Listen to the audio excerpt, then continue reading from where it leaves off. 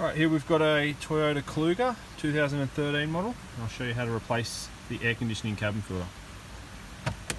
Just lower the glove box, come around to the left hand side, pull the shock absorber off, reach in, squeeze inside to disconnect these two tabs on either side.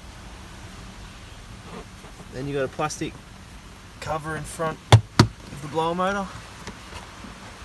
Two tabs on either side. Take the cover off.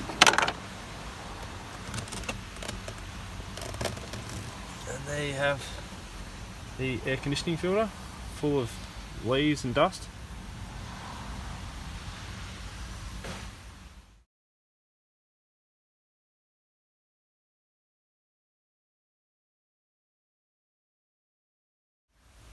Here I've got the new filter. Just take note of the airflow direction being down, so the filter's up the right way. Insert the new filter.